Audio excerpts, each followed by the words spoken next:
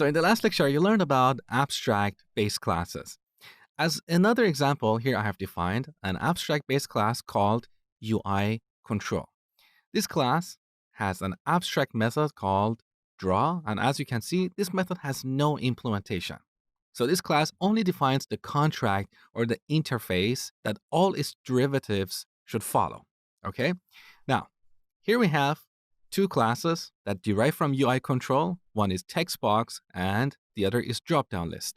Both these classes implement the draw method. Here we simply print textbox, and in the dropdown list class, we print dropdown list. So nothing new so far. Now, here we also have a function called draw that takes a UI control object and calls the draw method on it. So with this, I can create a dropdown list object, dropdown list, and pass it to this draw function like this. This should be perfectly fine because the dropdown list is an instance of the UI control class. To verify this, let's call isInstance function and pass this DDL object as well as the UI control class. And then print the result on the terminal. For now, I'm going to comment out this line. So save the changes and run the program. We get true. So a dropdown list object is an instance of UI control. And that means wherever we expect a UI control object, we can pass any of its derivatives, like a text box or a dropdown list, right? So let's delete this line and call the draw function with this DDL object. What do we see? We see a dropdown list. Now, what if we pass a text box to this function? Let's take a look. So I'm going to create a text box like this, and then pass it to this draw function. Run the program. This time we get text box. Now you might ask, what is the point of this? Well, let's take this to the next level and make it more interesting. I want to change this draw function.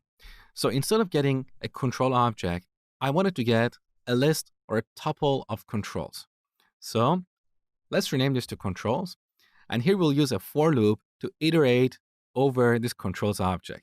So for control, in controls, we call the draw method on each control object. Now, we're going to pass a list of two objects, a dropdown list, and a text box. Let's run the program and see what happens.